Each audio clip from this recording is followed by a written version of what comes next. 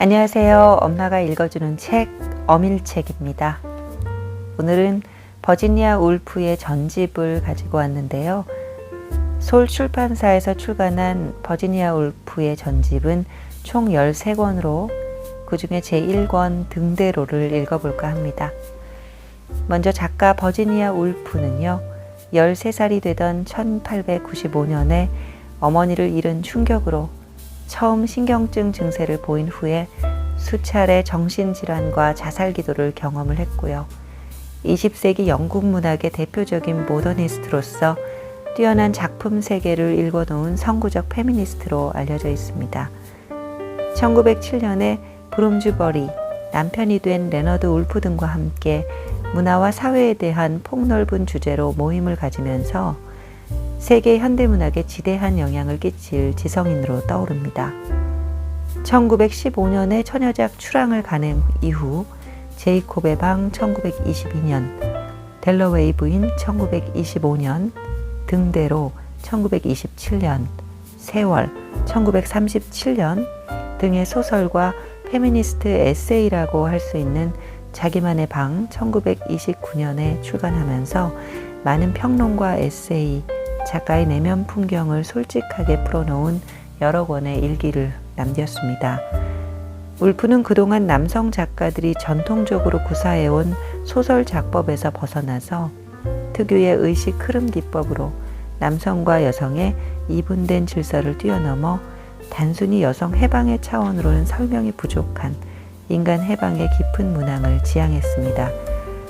아울러 이성적 언어 이전의 의식의 흐름을 통해서 죽음의 문제만큼이나 삶의 심연에 천척해서 깊고 다양한 문학 세계를 이루었습니다.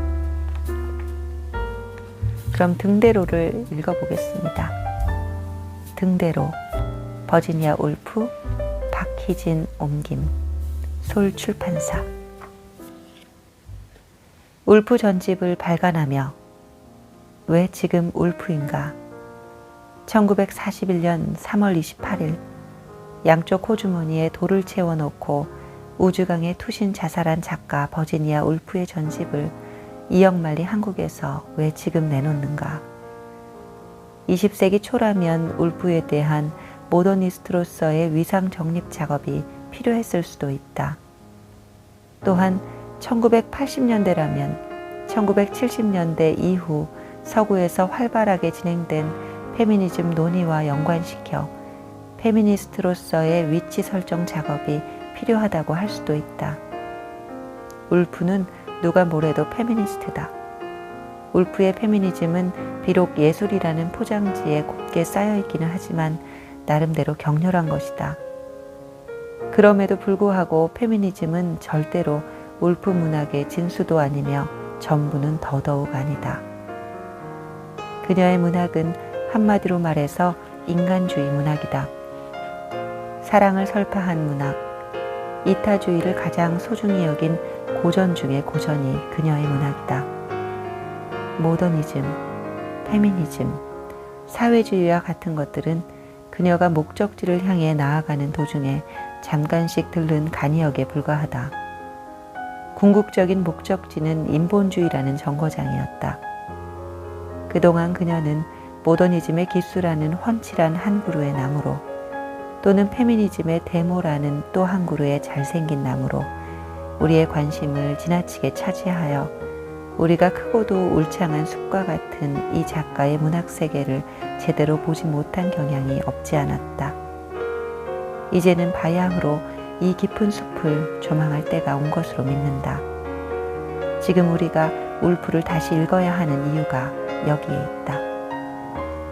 이 전집이 울프를 바로 이해하는 데 도움이 되고 나아가 읽는 이의 정서를 순화하는 데 작은 도움이 되었으면 한다. 울프 전집 간행위원회 1부 창. 그럼 물론이지. 내일 날씨만 좋으면 말이야. 램지 부인은 말했다. 하지만 꼭두 새벽에 일어나야 할걸? 그녀는 덧붙였다. 이 말은 그녀의 아들에게 마치 등대행이 확정이나 된 듯이 무슨 일이 있어도 이번에는 등대행이 기필코 이루어지게 되어 있기는 한 것처럼 커다란 기쁨을 안겨주었다. 그렇게나 여러 해를 두고 그가 가슴 설레며 고대해왔던 이 경이로운 일이 하룻밤만 자고 나서 하루만 배를 타고 가면 성사될 것 같았다. 아직 6살밖에 되지 않았지만 제임스는 이 감정 저 감정을 제대로 구분 못하고 나름대로의 기쁨과 슬픔을 지닌 미래의 전망이 당장의 현실에 구름을 들이우게 하는 그런 부류의 아이였기 때문이다. 이러한 아이들에게는 아주 어렸을 때부터 감정의 수레바퀴가 어느 방향으로 돌든 상관없이 어둠이나 밝음이 머무는 순간을 고정시키는 능력을 지니고 있기 때문에 제임스 램지는 마루에 앉아 육해군 백화점 카탈로그에서 그림을 오려내면서 어머니가 그렇게 말했을 때 비상한 희열을 느끼며 냉장고 그림을 바라보았다. 그 그림은 가장자리에 기쁨의 술 장식을 두르고 있었다. 손수레, 잔디 깎는 기계, 포플러 나무들이 내는 소리, 비가 오기 전에 하얀색으로 변하는 나뭇잎들, 까악까악거리는 까마귀들, 여기저기 부딪히는 빗자루들, 설그럭거리는 드레스들. 이 모든 것이 그의 정신세계에 그렇게나 강하게 채색되고 뚜렷하게 자리를 잡아서 이미 그는 자신만의 독특한 암호, 자신만의 비밀스런 언어를 갖고 있었다. 비록 생김은 높은 이마하며 나무랄 데 없이 솔직 담백하고 순수하며 인간의 약점을 보게 되면 눈살을 찌푸리는 강렬하고 파란 눈하며 절대로 타협을 용납하지 않는 엄격함을 드러내고 있었지만 그래서 어머니는 그가 가위로 냉장고를 깔끔하게 오려내는 것을 지켜보면서 빨간 법관복을 입고 판사석에 앉아있는 아니면 국가가 위기에 처하게 되었을 때 막중한 임무를 진두지휘하고 있는 그의 모습을 머릿속에 그려보았다. 하지만 아버지가 거실창 앞에서 말했다. 내일 날씨는 좋지 않을걸?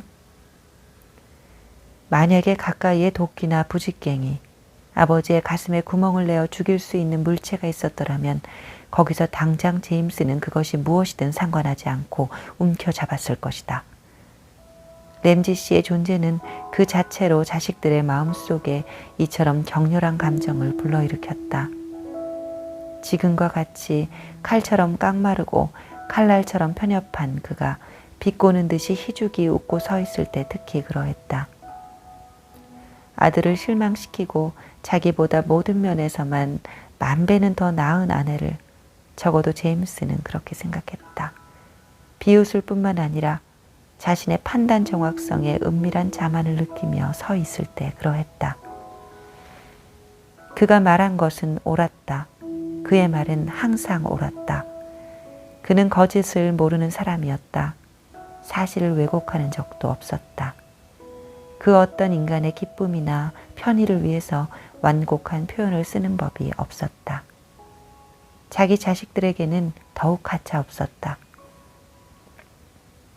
그는 자식들이 어렸을 때부터 인생은 힘든 것이라는 사실을 알아야만 한다고 생각했다.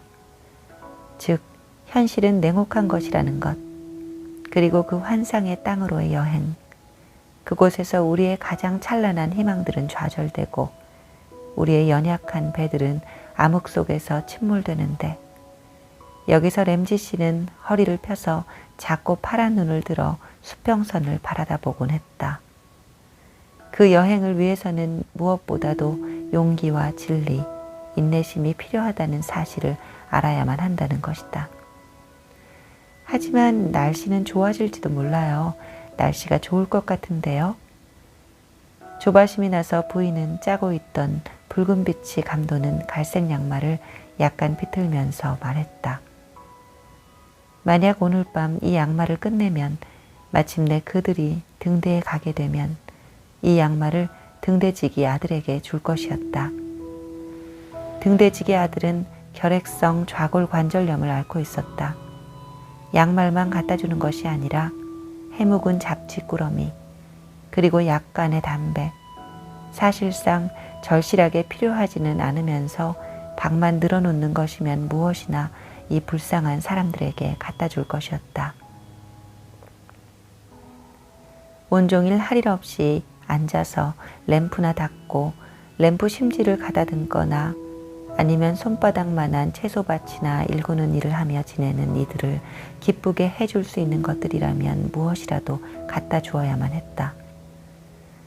한번 들어가면 한 달씩이나 그곳에 갇혀 있으니 어떻겠는가.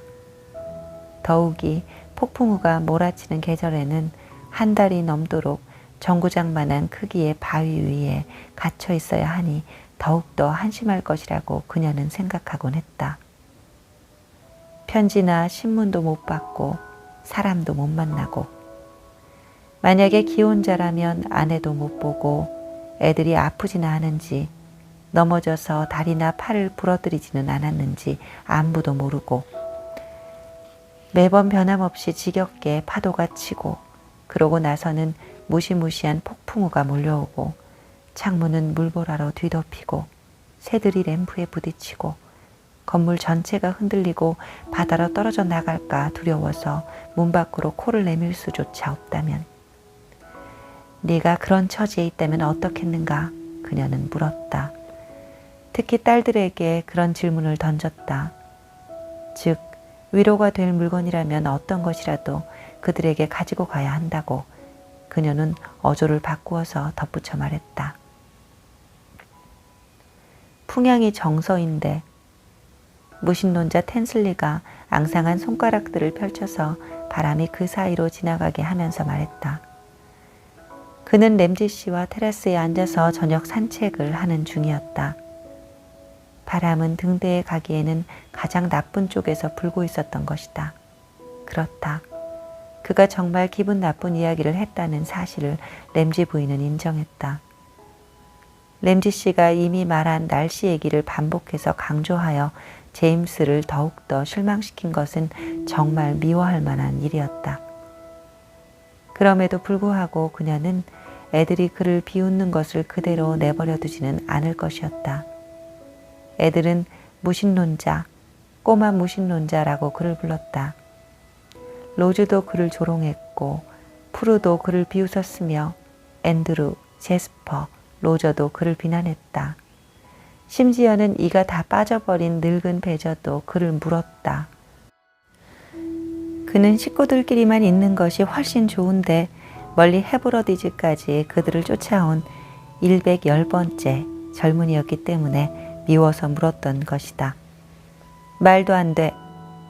부인은 아주 엄격하게 말했다. 아이들이 그녀에게서 배운 과장벽이나 또한 그녀가 너무 많은 사람을 초대해서 그 중에 몇 명은 시내에 투숙시켜야 할 정도라는 암시를 주는 것, 이것은 사실이었다. 차치하고서라도 그녀는 애들이 손님들에게 예절 바르지 않게 대하는 것은 참을 수 없었다. 특히 젊은 손님들에게. 이들은 매우 가난한 비상하게 유능한 젊은이들이라고 남편이 말했다. 이 젊은이들은 남편의 추종자들이었고 이곳에 쉬러 온 것이었다. 사실상 그녀는 남성 전체를 보호하고 있었다. 이유는 설명할 수 없었다. 그들의 기사도 정신과 용맹 때문에, 그들이 각종 조약을 체결하고 인도를 지배하고 국가의 경제를 관장한다는 사실 때문에, 그리고 마지막으로는 여인이라면 그 누구라도 느끼고 기분 좋아할 그녀를 대하는 그들의 태도 때문에, 또한 신뢰감이 가고 어린애 같고 존경스러운 그 무엇 때문에, 이러한 것들은 늙은 여인이 위험을 잃지 않고 젊은 남자에게서 얻어 가질 수 있는 것들이었다. 그리고 이런 가치를 느끼지 못하는 여자들에게는, 더욱이 이것의 함의를 절실하게 느끼지 못하는 여자에게는 재난이 있을지니라. 그녀의 딸들이 그렇지 않기를 기원하노니. 그녀는 근엄한 표정을 짓고 낸시에게로 몸을 돌렸다. 그가 그들을 따라온 것이 아니라고 부인은 말했다. 그는 초대되어 온 것이라고. 딸들 모두가 이러한 사고방식에서 헤어나는 길을 찾아야만 한다. 좀 더 간단한 방법이 있을 텐데, 덜 힘든 길이 있을 텐데 하고 부인은 한숨을 쉬었다. 거울을 들여다보며 나이 50에 머리칼은 이미 회색으로 변해버렸고 보르고 움푹 패인 것을 보고 그녀는 살림을 좀 더 잘할 수도 있었는데, 즉 남편 돈, 그의 책들, 이런 것들을 좀 더 잘 관리할 수도 있었는데 하고 생각했던 것이다. 그러나 그녀 자신에 관해서는 결코 단 1초도 자신의 결정을 후회하지 않았을 것이고 어려움들을 피하거나 의무를 소홀히 하지 않았을 것이다. 그녀는 지금 바라다 보기가 두려울 정도로 위험을 풍기고 있었다. 그래서 그녀가 찰스 텐슬리에 대해서 그렇게나 엄격하게 이야기를 연 후에 딸들인 프루, 낸시, 로즈는 식사하다가 어머니를 올려다보면서 어머니의 인생과는 다른 인생에 대한 공상을 단지 침묵 속에서만 즐길 수가 있었다. 이 경우 다른 생활이란 어쩌면 파리 같은 곳에서 보내는 좀 더 자유분방한 생활을 의미할 수 있다. 시도 때도 없이 특정한 남자를 돌보는 삶이 아닌 좀 더 창조적인 삶에 대한 공상을 즐길 수 있었던 것이다. 실은 감히 발설은 못했지만 한결같이 그들은 정중함, 기사도 정신, 영국 경제, 인도 제국, 상류계층의 사교 생활에 등에 관해 회의를 품고 있었던 것이다. 물론 딸들이 이러한 것에서 아름다운 본질 같은 것을 느끼지 않은 것은 아니며 이것은 소녀다운 그들의 마음속에 남성다움에 대한 동경심을 불러일으켰으며 이 스카이성까지 따라온, 아니 정확하게 표현한다면 초대되어 온 한심한 무신론자 때문에 어머니가 식탁에서 그들을 호되게 나무랐을 때 어머니의 그 위험이나 지극한 예절을 마치 여왕이 진창에 빠진 거지의 더러운 발을 씻어준 것이나 진배 없는 듯 존경하게 만들기도 했다. 내일 등대행은 절대로 불가능할 거예요. 찰스 텐슬리는 램지 씨와 함께 창가에 서서 손뼉을 치며 말했다. 확실히 그는 도가 지나쳤다. 램지 부인은 그들이 그녀와 제임스는 가만 놔두고 그들의 이야기나 계속했으면 했다. 그녀는 그를 바라다 보았다. 아이들은 그가 형편없는 인간이라고 했다. 그는 크리켓 게임도 할 줄 몰랐고 빈둥거렸으며 다리를 질질 끌며 걸었다. 빈정대는 짐승 같은 사람이라고 앤드루는 말했다. 그들은 그가 가장 좋아하는 것이 무엇인지를 알고 있었다. 즉 끊임없이 램지 씨와 산책하면서 누가 이 상을 탔고 누가 저 상을 탔으며 누가 라티너 씨의 제1인자이며 머리는 좋지만 불건전하다고 생각하는 사람은 누구인가, 누가 의심할 여지 없이 베일리얼 대학에서 가장 유능한 친구인가, 또한 누가 잠정적으로 브리스톨이나 베드포드에 재능을 묻고 있지만 조만간 틀림없이 수학이나 철학의 어떤 분야의 시설이 빛을 보게 될 때 명성을 얻게 될 것인가. 이 서설 앞부분 교정을 텐슬리 씨가 보고 있는 중인데 램지 씨가 보기를 원한다면 보여줄 수 있다는 등 이야기하는 것이다. 이런 것들이 그들이 주고받는 이야기의 내용이었다. 부인은 때때로 웃지 않을 수 없었다. 며칠 전 그녀는 산처럼 높은 파도에 대한 이야기를 했다. 찰스 텐슬리는 그래요, 파도가 약간 세였죠? 라고 정정했다.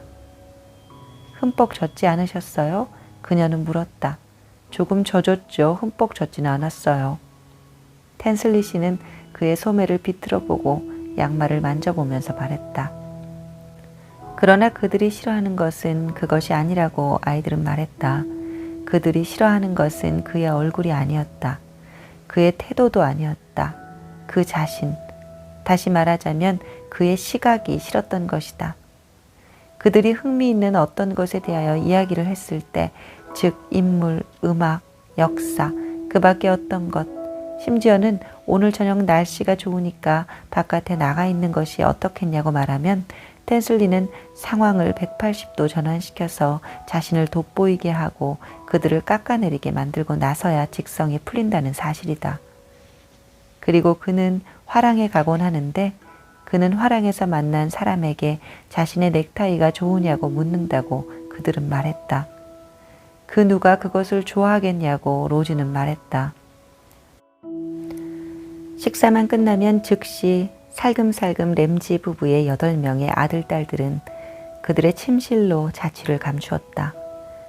침실은 집안의 요새로 거기서는 어떤 것이라도 토론할 수 있는 자유가 있었다. 그들은 그곳에서 텐슬리 씨의 넥타이, 선거법 개정안의 통과, 해조와 나비, 인물 등에 관해 자유롭게 토론했다. 그 다락방에는 햇빛이 쏟아져 들어오고 널판지 하나만으로 칸막이가 되어 발자국 소리도 똑똑히 들렸고 그리종의 골짜기에서 암으로 죽어가고 있는 그녀의 아버지 때문에 흐느껴 울고 있는 스위스 하녀의 울음소리도 분명하게 들렸다. 쏟아져 들어오는 햇빛은 박쥐들을 환하게 비추었고 플란넬 옷가지, 밀짚모자, 잉크병, 물감통, 딱정벌레들, 그리고 작은 새들의 해골들을 비추었다. 또한 햇빛은 벽에 꽂아놓은 길고 가장자리 장식이 붙은 띠 모양의 해초에서 소금과 잡초 냄새를 끌어내었다. 이 내음은 해수욕을 해서 모래가 묻은 타올에서도 났다. 분쟁, 분열, 이견, 편견들이 바로 인간 존재의 섬유 속으로 뒤틀려 들어갔다. 오, 그들이 이렇게나 일찍이 이 작업을 시작하다니 부인은 개탄에 맞이 않았다. 그녀의 자녀들은 유별나게 비판적이었다. 그들은 말도 안 되는 소리들을 했다. 그녀는 제임스가 다른 사람들과는 가지 않으려 했기 때문에 그의 손을 잡고 식당에서 나왔다. 사람들이란 그렇지 않아도 차이가 많은데 그 차이를 넓혀가는 것은 말도 안 되는 것 같았다. 그러지 않아도 이미 사람들은 충분히 다르지 않은가 말이다. 실제의 차이들만으로 충분하고도 남는다고 그녀는 거실 창가에 서서 생각했다. 이 순간에 그녀가 생각하고 있었던 것은 빈부의 차이, 계급 차이의 문제였다. 출신 성분이 높은 사람들은 그녀에게서 내키지 않는 약간의 존경을 받고 있었다. 그녀 자신도 혈통상으로는 바로 그 귀족의 피를 지니고 있지 않던가. 그녀는 다소 신화적인 이탈리아 집안의 혈통을 이어받고 있었다. 그 집안의 딸들은 19세기 영국의 이곳저곳의 거실에서 대단히 매력적으로 혀꼬부라진 발음을 하며 매우 자유분방하게 호통을 치고 있었다. 그녀의 위트며 태도, 기질도 모두 그들에게서 전수된 것이지 느리작거리는 영국인 아니면 냉정한 스코틀랜드인에게서 받은 것이 아니었다. 그러나 그녀는 좀 더 심오하게 빈부의 문제와 그녀가 여기나 런던에서 날이면 날마다 주일마다 팔에 가방을 끼고 몸소 과부나 고생하는 부인들을 방문했을 때 직접 목격하게 되는 일들에 대해서 골똘히 생각했다. 공책에다 연필로 공들여 줄을 쳐서 각각의 칸에다 임금과 지출, 고용과 실업 상태를 기록하였다. 이렇게 함으로써 그녀는 자신이 사사로운 여인이 아닐 수 있다는 희망으로 이와 같은 일을 했던 것이다. 따라서 그녀가 베푸는 자선은 자신만의 분노를 어느 정도 사겨주었고 자신의 호기심도 어느 정도 만족시켜 주었으며 지적인 훈련을 받지 못한 그녀가 대단히 경탄에 맞이 않는 존재, 즉 거창하게 사회적인 문제를 해결하는 연구원이 될 수 있었던 것이다. 그녀가 제임스의 손을 잡고 거기에 섰을 때 이 문제들은 해결이 불가능한 것 같았다. 애들이 조롱하던 그 젊은이들은 그녀를 따라서 거실로 들어와 테이블 옆에 서서 괜시리 어색하게 무엇인가를 만지작거리며 겸연쩍어 하고 있었다. 이 사실을 그녀는 실제로 돌아보지 않고도 알고 있었다. 애들은 모두 떠나고 없었다. 민터 도일과 폴 레일리, 어거스터스, 카마이클, 남편 모두 떠나고 없었다. 그리하여 그녀는 돌아서서 한숨을 쉬며 말했다. 텐슬리 씨, 저와 함께 가지 않으실래요? 그녀는 시내에 대단치 않은 볼일이 있었다. 그녀는 한두 장의 편지를 써야 했는데 아마 10분이면 될 것이었다.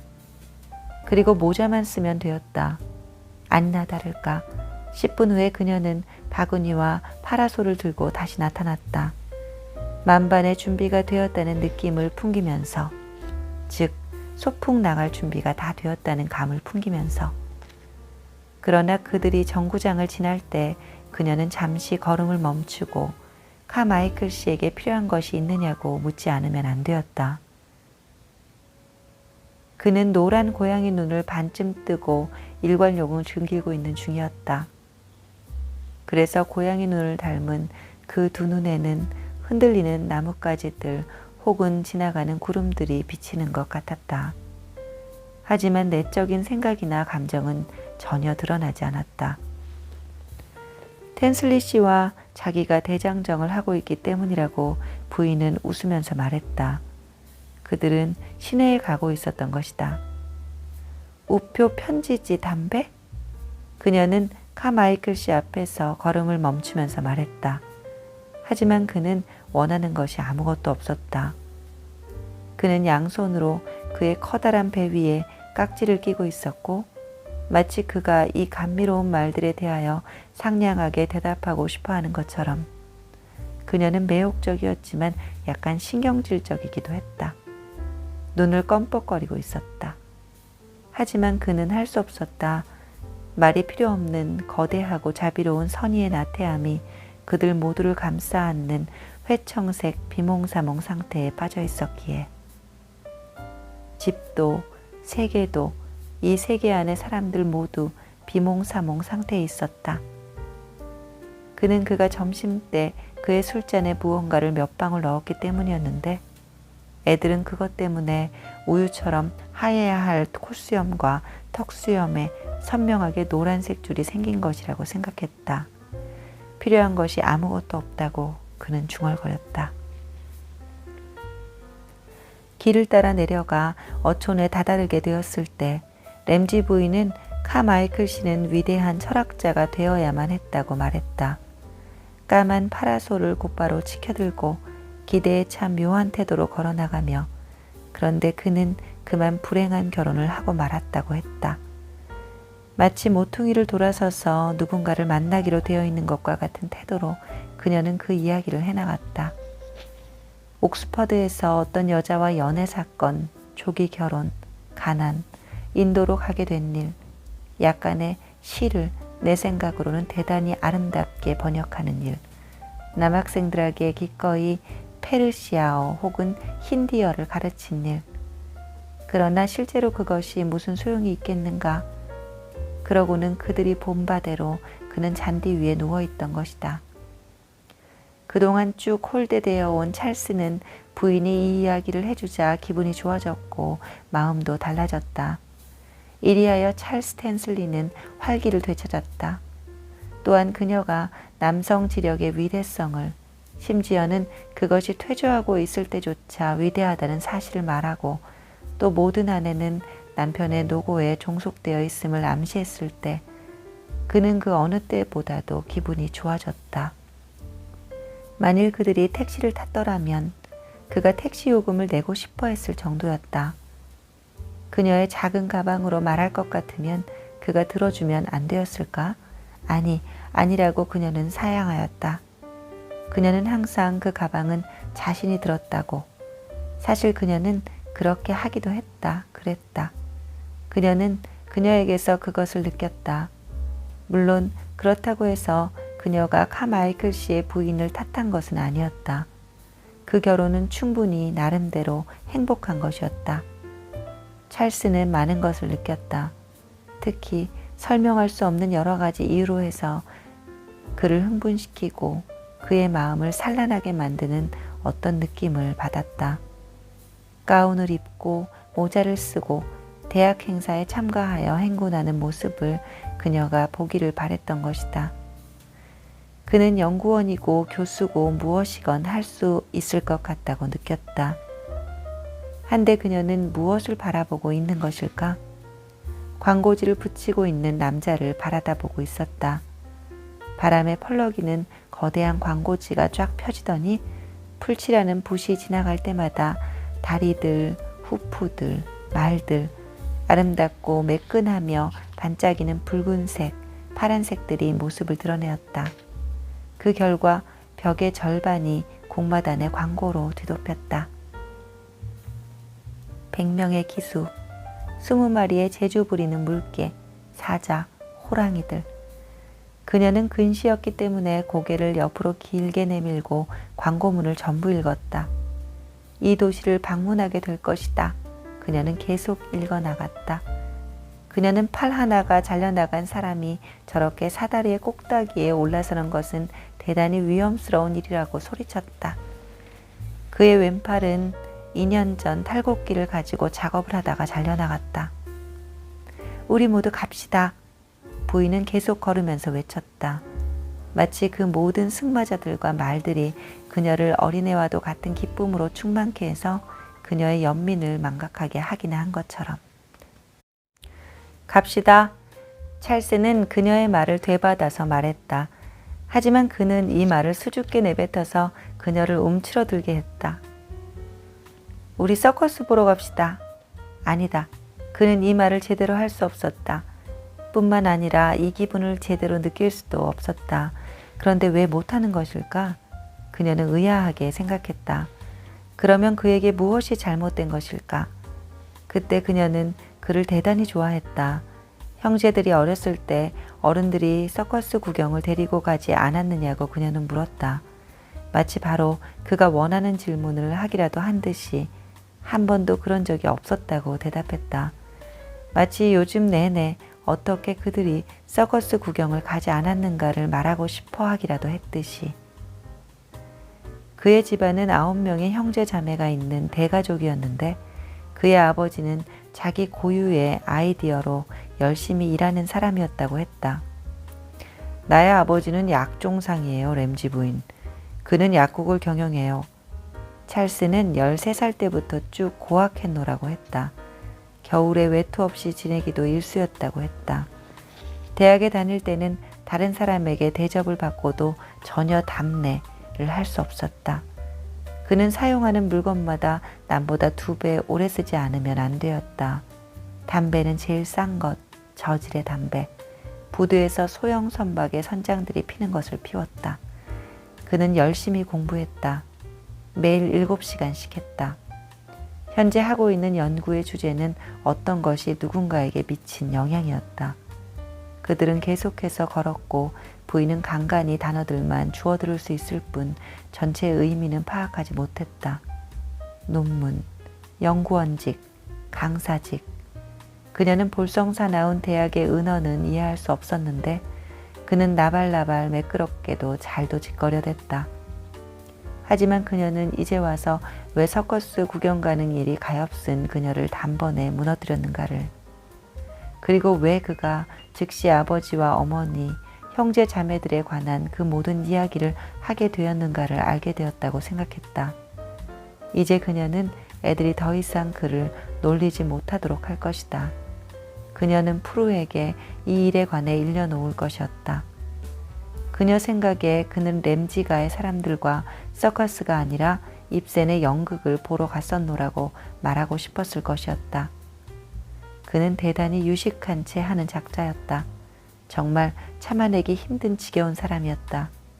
이제는 그들이 시내의 당도에서 자갈 포장도로 위에서 마차들이 소리를 내며 지나가는 신장로 한가운데 있었는데도 그는 계속해서 빈민구제사업, 교육, 노동자들, 그리고 대학 선생님들을 돕는 일, 강의 등에 대해서 이야기했다.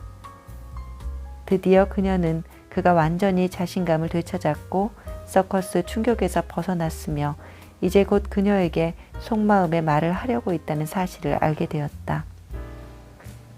이제 또다시 그가 아주 좋아졌다.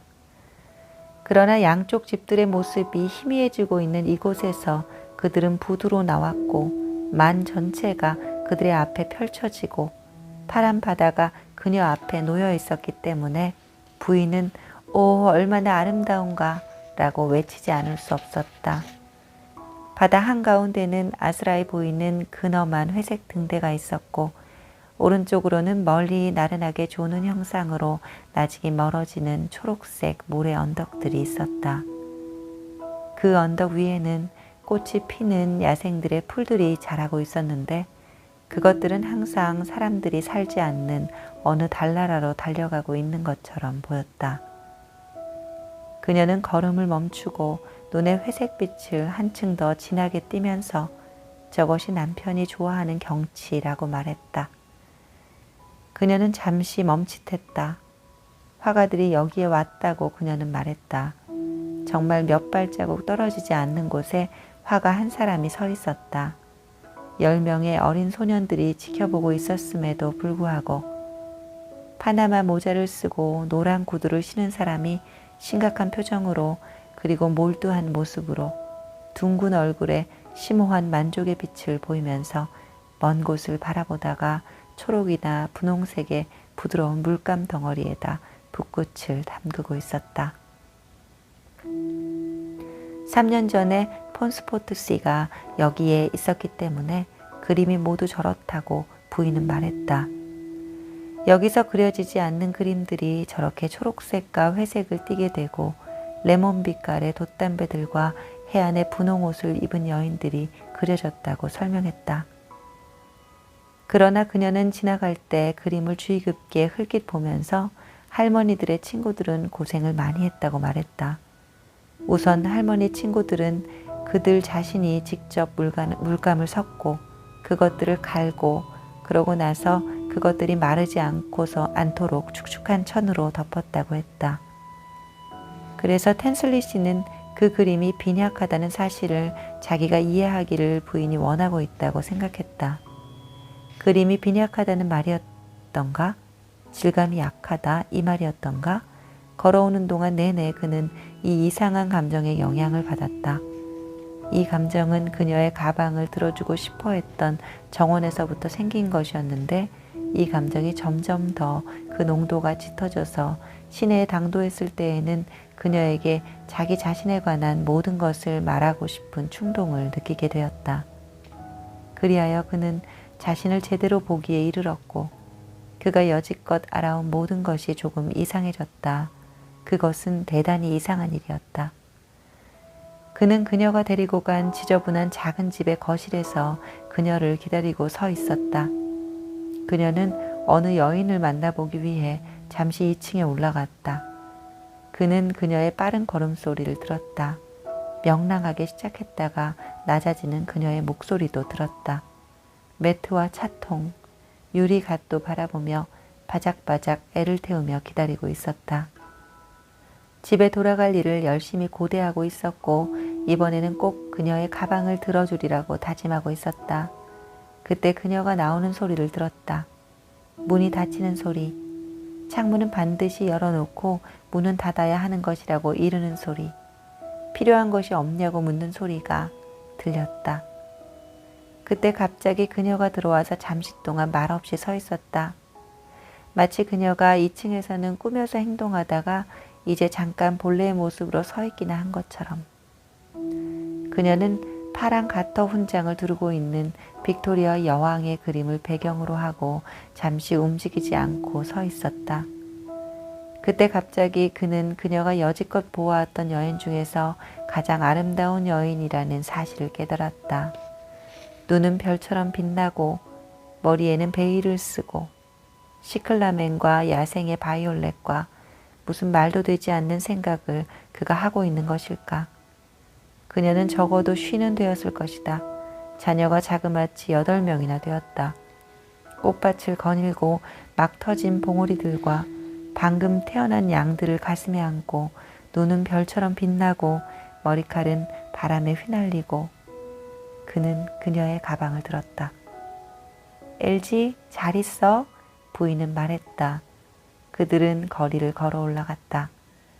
그녀는 파라솔을 곧바로 치켜들고 마치 모퉁이를 돌아서면 누군가를 만나기라도 할 것처럼 그렇게 걸어 올라갔다.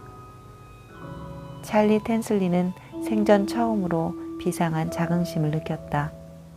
하수구를 파고 있던 남자가 동작을 멈추고 그녀를 바라다 보았다. 팔을 늘어뜨리고 그녀를 보았다. 생전 처음으로 찰스 텐슬리는 비상한 자긍심을 느꼈다. 바람과 시클라멘과 바이올렛을 느꼈다.